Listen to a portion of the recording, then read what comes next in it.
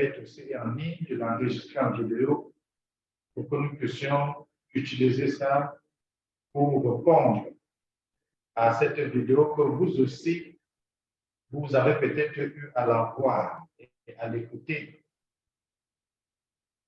Il s'agit en réalité de cette vidéo de ce pasteur qui se promène dans les rues en Côte d'Ivoire et qui dit des choses assez intéressantes, qui fait parfois de très bonnes analyses, mais qui s'attaque aussi à certains enseignements de foi. Et je comprends que c'est parfois par ignorance. La parole de Dieu dit quelque chose d'intéressant. Jésus dit dans la Bible que mon peuple périt faute de connaissance. Et c'est vrai, beaucoup parmi nous, nous périssons faute de connaissance. Dans le péricope de Saint Luc, que nous venons de proclamer, il est question, comme on le dit, de Marie et de ce qui est dit de Marie. Ce n'est pas moi qui le dis, c'est une femme qui écoute Jésus parler et qui dit à Jésus, heureux la mère qui t'a porté en elle et dont les seins t'ont nourri. Heureux la femme qui t'a porté. Cette femme qui déclare ceci à l'égard de Jésus n'a certainement pas écouté ce que l'ange Gabriel, lorsqu'il était envoyé par Dieu, disait à Marie. L'ange disait à Marie que tu es bénie parmi toutes les femmes. Tu es bénie parmi toutes les femmes. Ou alors, la parole la plus spécifique en disait que tu es pleine de grâce. Quelqu'un qui est plein de grâce, c'est quelqu'un qui est béni. C'est quelqu'un qui est abondamment béni. Et l'ange dit à Marie que tu es pleine de grâce. Ensuite, Élisabeth va dire à Marie, tu es bénie entre toutes les femmes et le fruit de tes entrailles est béni. Et cette femme dit également à Marie, heureuse Marie. Parce que quand il dit à Jésus, heureuse la femme qui t'a porté, il dit heureuse Marie. Donc Marie est bénie. Marie, pour cette femme, est une femme spéciale. Marie, pour cette femme, n'est pas une femme comme elle. C'est une femme qui le dit. Parce que quand les gens disent que Marie n'est qu'une simple femme comme ma mère, comme votre mère, et que les gens se mettent à applaudir, et que les gens sont contents, je comprends que ceux qui écoutent cela n'ont pas écouté ce péricope de l'Évangile. C'est une femme qui a en train de dire que Marie n'est pas comme toutes les autres femmes. Ce n'est pas l'Église qui a en train de le dire. Heureuse la femme qui t'a porté dans ton sein et donc qui t'a nourri de son lait. Quand les gens ici n'ont pas compris ce qu'une autre femme, Élisabeth, a dit à Marie, tu es bénie parmi toutes les femmes. Élisabeth ne dit pas que tu es bénie parmi seulement nous qui sommes ici dans la maison, ou nous qui sommes ici à Bethléem ou à Nazareth. Tu es bénie parmi toutes les femmes. Toutes. Marie n'est donc pas une femme comme vous et moi. Pourquoi Marie n'est pas une femme comme vous et moi? Plusieurs aspects. Premier aspect, c'est ce que l'Église a annoncé en disant que Marie est immaculée conception. Quand on dit quelqu'un immaculée conception, ça ne veut pas dire que Marie est restée de sa naissance jusqu'à sa mort sans commettre des péchés. Mais quand les gens vous disent que non, Marie a commis des péchés, oui, Marie aurait commis des péchés. Mais au moment de sa conception et de conception de Jésus, Marie était sans péché. Pourquoi? Jésus, c'est l'Esprit Saint. Dans l'évangile de Luc, au chapitre 1, à partir du verset 26, là, je avait dit à Marie que l'Esprit Saint va descendre dans ton sein. Et l'Esprit Saint ne peut pas descendre dans un sein qui n'est pas saint. Comme disons en français, un Esprit Saint dans un corps saint. Donc, Marie a été sanctifiée au préalable. Et cette sanctification s'est passée comment? pas l'anticipation de la rédemption dans la vie de Marie. La rédemption, c'est pardonner les péchés, te rétablir, te restaurer. Or, Jésus étant le Rédempteur, puisqu'il est venu mort pour nous racheter, pour nous rétablir dans la communion avec Dieu, a donc anticipé cela dans la vie de sa mère. Ce qui fait donc que Marie était conçue sans péché pour porter dans son sein Jésus. Bien sûr, en tant qu'homme, en tant qu'humain, au cours de son existence, Marie aurait certainement commis des péchés parce qu'aucun homme n'est sans péché en dehors celui qui est descendu du ciel, qui n'est pas seulement vrai homme, qui est vrai Dieu. Donc, pour nous, les chrétiens catholiques, ne soyons pas mélangés quand les gens disent n'importe quoi et qui ne se repèrent pas dans la bonne interprétation de l'exégèse biblique. C'est pour ça que je dis mon peuple périt faute de connaissance. Et ceux qui l'entendent disent qu'ils ont raison. Hein. Comment on peut dire que Marie n'a pas péché et qu'elle est née comme ça sans péché, elle est morte sans péché? Ce n'est pas ce que l'Église dit. L'Église dit que Marie a été conçue sans péché parce que Jésus a anticipé dans la vie de Marie ce qu'il a fait pour nous en mourant sur la croix. Ça, c'est une chose. L'autre chose, on dit que Marie, la Vierge Marie, Marie a conçu Jésus étant dans sa virginité. Il y a un débat où on dit, est-ce qu'elle est restée vierge toute sa vie ou c'est seulement au moment de la conception de Jésus, tout le monde était certain qu'elle a conçu étant vierge. Comment on vous perturbe parfois dans ça? L'évangile est clair. L'ange a apparu devant une jeune fille vierge de Nazareth. Donc, lorsque l'ange apparaît à Marie, Marie est vierge. Elle n'a pas encore connu d'homme. La preuve en est dans son dialogue avec l'ange Gabriel. Elle va clairement dans l'ange Gabriel, mais quand tu dis que je vais porter un enfant et je vais accoucher, ça va même se passer comment? Parce que je ne connais pas encore d'homme. Puisqu'on dit que tu seras enceinte, mais je n'ai pas encore connu d'homme. Comment il sera enceinte alors que je n'ai pas encore connu d'homme? Et c'est l'ange Gabriel qui, dans une pédagogie, explique à Marie, non, ne t'inquiète pas, tu n'as pas besoin de connaître d'homme, c'est l'esprit qui va descendre dans ton sein. Donc, ce que l'Église dit, Marie a conçu Jésus étant vierge. Et ça, personne ne peut démontrer le contraire. C'est écrit noir et blanc dans la Bible.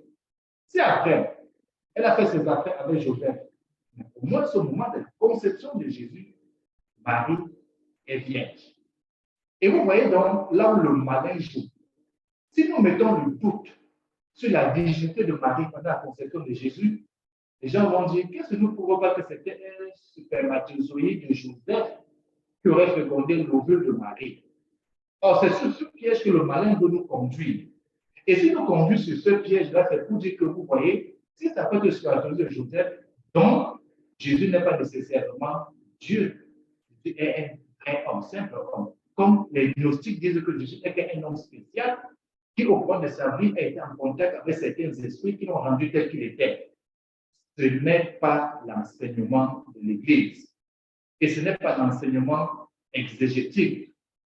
La Bible dit très clairement que l'ange Gabriel est apparu à une jeune fille de Nazareth qui était vierge. Elle a conçu étant vierge. Et ce qui est le plus beau, c'est que Joseph ne reconnaît pas l'état de grossesse de Marie, puisque Joseph voulait déjà la répudier. C'est tout à fait normal. Je n'ai jamais dormi avec toi. Dormir dans le sens biblique, c'est avoir des relations sexuelles. Donc, je n'ai jamais dormi avec toi, je n'ai jamais connu. Je parle de connaître. Donc, je n'ai jamais connu Marie. Comment se fait-il que je n'ai jamais connu une femme? Et elle est seule ici au quartier. Elle est encore chez ses parents. Elle n'est pas encore chez moi. Comment se fait-il qu'elle peut être enceinte? Elle n'a pas connu d'homme. C'est l'ange qui va venir dire encore à Joseph, il ne faut pas répudier Marie. Pourquoi? Parce que l'enfant qu'elle porte, ça vient de l'Esprit Saint. Donc, vous voyez, du point de vue biblique, il y a toutes les preuves qui montrent que la grossesse de Marie, Jésus qui est dans le sein de Marie, ne vient pas d'un homme, du fruit de la connaissance d'un homme, mais de l'Esprit Saint qui est descendu. Et c'est ce que Saint Jean va dire dans le prologue de Jean. Au commençant était la parole était apportée auprès de Dieu, mais plus il dit la parole s'est fait chair. Dieu s'est fait chair. Dieu a habité parmi nous. Dieu s'est fait chair. Aucun humain ne peut fabriquer Dieu. Parce que si on commence à dire que c'est Dieu, dans les mains de femmes qui ont formé Jésus, ça veut dire que la divinité de Jésus est mise tout simplement de côté. Or, ce piège, n'entrons pas dedans parce que la Bible dit, le péché qui est le blasphème contre l'Esprit Saint ne sera jamais pardonné. Et le blasphème contre l'Esprit Saint, c'est un peu dans la négation de l'existence de Dieu. Que le malin ne nous entraîne pas dans ce piège-là. Donc, Jésus-Christ est vrai Dieu et vrai homme. Et dans l'évangile d'aujourd'hui, cette femme qui élève la voix au milieu de la foule, c'est parce qu'elle trouve que tellement l'enfant qui est en train de parler ici, il est tellement bon, il est tellement puissant, il est tellement capable, il est tellement autoritaire, il est tellement que, non, ce n'est pas n'importe quelle femme qui trouve que ce genre d'enfant. Et c'est normal, parce que Jésus n'est pas un simple enfant, Jésus est Dieu. C'est tout à fait normal, la logique a été dit ici. Donc, je me résume, pour que nul ne puisse s'égarer. C'est biblique, vous voyez que ce sont les textes bibliques que j'utilise. Marie a conçu Jésus-Christ étant vierge. La Bible le montre. Jésus n'est pas le fruit des deux gamètes, mâle et femelle, spermatozoïde au ovule. Non, Jésus est le fruit de l'Esprit Saint qui est descendu dans le sein de Marie. Et rien que cela fait que Marie n'est plus une femme comme toutes les autres femmes. Marie devient une femme spéciale. Le Dieu habite dans ton sein, mais c'est quelque chose de mystique, c'est quelque chose de grand, c'est quelque chose de puissant. Autre chose, l'Immaculée Conception. Marie conçue sans péché. Dieu ne peut pas habiter dans un corps qui n'est pas un corps saint. Un esprit saint dans un corps saint. Donc, notre œuvre de rédemption, notre purification, notre pardon que nous obtenons par le baptême, par la conversion, tous nos péchés sont pardonnés dans le baptême, tout le péché originel est lavé. Marie est conçue sans ce péché parce que Jésus a anticipé cette rédemption dans la vie de Marie avant d'entrer dans ce sein. C'est aussi simple que ça. Mais on comprend que certaines personnes sont perdues. Pourquoi? Parce que Jésus lui dit, j'ai caché cela au sages du monde. J'ai caché cela aux savants de ce monde. Mais je les ai révélés au tout petit que vous êtes, au tout petit chrétien que nous sommes. Dieu nous a révélé ces choses. Mais les gros savants, ils n'ont pas la grâce de cette révélation. Et quand Jésus dit, heureux plutôt ceux qui écoutent la parole de Dieu et qui, n'est-ce pas, la gardent. La première personne qui garde la parole de Dieu, c'est qui? On a l'exemple de Marie. Quand l'ange Gabriel vient annoncer à Marie, comme tu vois, tu es une femme spéciale, l'Esprit Saint descend dans ton sein. L'Évangile dit, Marie méditait cela dans son cœur. Heureux plutôt celui qui écoute la parole de Dieu et qui la garde dans son cœur. Marie méditait cela dans son cœur. Marie méditait cela in pectore, dans sa poitrine. Elle gardait ça dans son cœur. Et parce qu'elle gardait ça dans son cœur, quand l'ange lui dit, mais écoute, tu t'inquiètes que ça va se passer comment? Rien n'est impossible à Dieu. La preuve, Élisabeth, ta parente, elle, comme disait la femme stérile, au moins je suis en train de parler, elle est enceinte. Et tu vois, c'est une preuve matérielle, parce que parfois l'homme veut ce qui est palpable aussi parfois pour croire. Même si Jésus dit heureux ceux qui croient sans voir. Le cas de Thomas, Thomas va dire, mais si je ne le vois pas, si je ne mets pas mes doigts dans cette blessure, non, je ne peux pas croire. Mais Jésus est venu quand Thomas était là et a montré à Thomas que viens, ne sois pas incrédule, mets dans ton doigt, mets ici, c'est bien moi. Alors donc, vous voyez dans la pédagogie de l'ange Gabriel, c'est de montrer à Marie que oui, tu es un humain, c'est tout à fait normal qu'un humain ne croit pas que les choses sont parfois impossibles à Dieu. Pardon, en d'autres termes, va vérifier chez ta femme, Élisabeth. Elle est enceinte depuis 6 mois. Et Marie va aller. C'est pas que l'ange dit à Marie que va comme je te dis, la première personne. Non. L'ange dit que Marie, Élisabeth, ta parente est enceinte depuis 6 mois. C'était une preuve de l'aide de tous du fait que rien n'est impossible à Dieu. Et on va voir Marie elle-même graver la montagne pour aller rencontrer Élisabeth. Et qu'est-ce qui se passe? Quand Marie raconte Élisabeth, l'Évangile dit sous l'emprise de l'Esprit Saint. Donc, ce qui va sortir de la bouche d'Élisabeth ne vient pas d'elle en tant que personne. Ça vient de l'Esprit Saint. L'Esprit Saint, c'est quoi? L'Esprit Saint, c'est l'une des trois personnes de la Trinité. Nous connaissons que c'est la Trinité. Dieu en trois personnes. Un seul Dieu en trois personnes. Donc, sous l'emprise de l'Esprit Saint va dire, tu es béni entre toutes les femmes. Et le fruit de tes entrailles est béni. Mais ils viennent de se rencontrer. Élisabeth n'a pas entendu la voix de Marie. Qui a dit à Élisabeth que Marie est enceinte? Si ce n'est pas une révélation qui vient du ciel. Donc, avec cela, on comprend que Marie n'est pas n'importe quelle femme. Que personne ne se détrompe. Nous, les chrétiens catholiques, là, parfois, c'est où on vient nous pogner, c'est où on vient nous frapper, c'est bien où on vient nous insulter. Oh, vous croyez à Marie. Oh, vous adorez Marie. Marie, non. Et au cours de cette semaine, j'ai envoyé cette vidéo de l'archevêque d'Abidjan qui disait que les chrétiens catholiques ne doivent pas être impressionnés ni perturbés sur ce que ceux qui ne sont pas catholiques disent de Marie. Nous n'adorons pas Marie. Marie n'est pas une divinité. Marie n'est pas Dieu. Marie ne fait pas partie des personnes de la Trinité. Marie est une personne comme vous et moi, mais une personne spéciale parce que réservée depuis l'origine pour porter Dieu dans son sein. Et cet archevêque disait quelque chose de très beau.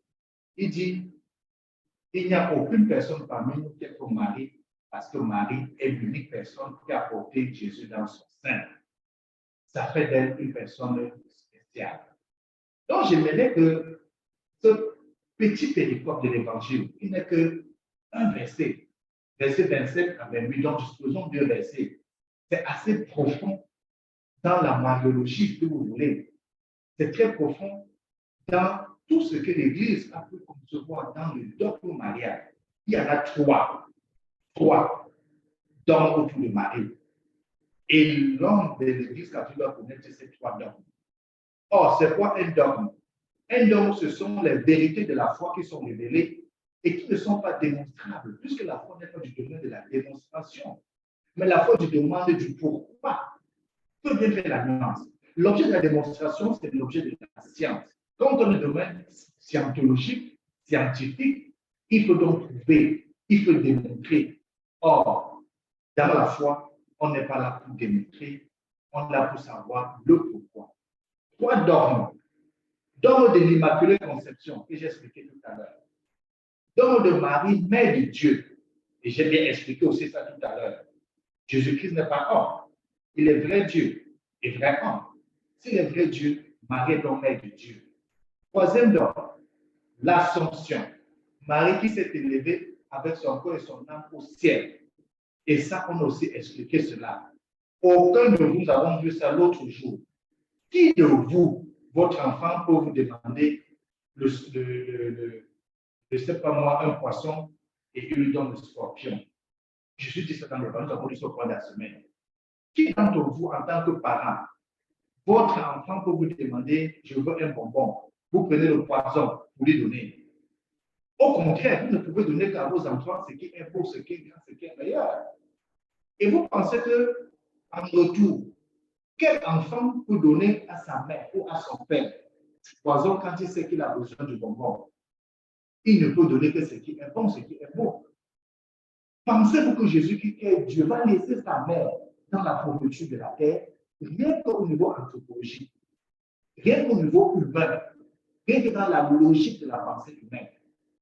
Vous, est-ce que vous pouvez laisser, si on vous dit là maintenant, là, que vous avez le pouvoir, ceux que je sais parfois qui passent le temps à pleurer, quand je vois la famille d'Anmalou parfois qui pleure chaque fois, et maman, Hélène est partie, notre mère ça fait, quand je vois la famille Baïra qui pleure chaque fois, maman Anne-Marie, quand je vois la famille de maman Maba qui pleure chaque fois, maman Maba est partie, quand je vois la famille Lucha qui pleure chaque fois, oh, maman Chokam est partie. Si vous avez la capacité aujourd'hui de donner la vie à vos mères, qui ne le donnerait pas? Dites-moi. Quand je vois la famille, qui pleure chaque fois que maman Béniga est partie. Qui de vous, en tant qu'humain, si vous avez le pouvoir de donner la vie à vos parents décédés, qui ne le donnerait pas? Humainement, vous pensez que Jésus va laisser sa mère comme ça, couler dans la terre, alors qu'il a la capacité de l'élever, de la relever, de la ramener au ciel? Ça, c'est point de vue humain simplement. Et qu'on va plus loin. Marie était une femme spéciale. Qu'est-ce que nous savons dans notre vie de foi? C'est sur la croix, au bon larron. Jésus a dit au bon larron, je te le dis aujourd'hui. Aujourd'hui, là, ce n'est pas demain. Je te le dis aujourd'hui, là. Je te le dis aujourd'hui. Tu seras au ciel avec moi. Vous pensez que pour un bon larron qui se convertit quelques minutes, et Marie qui a passé tout son temps à faire ce que Jésus vient de dire dans l'évangile de Jésus, écouter la parole de Dieu et de la garder, et en plus de la rendre vivante. Dans l'Acte des Apôtres, lors de la Pentecôte, on dit que quoi? Il y avait 120 disciples, parmi lesquels Marie, la mère de Jésus, au milieu d'eux. Au pied de la croix, quand Jésus meurt, il y a 3 personnes, parmi lesquelles Marie, sa mère. Mais vous pensez que Marie qui a marché avec Jésus pas à pas tout le temps, jusqu'à ce qu'il fasse l'accompagner sur la croix, et même au jour de la résurrection, même au jour de la Pentecôte, une fidèle croyante. Et qu'est-ce que la première lecture nous dit?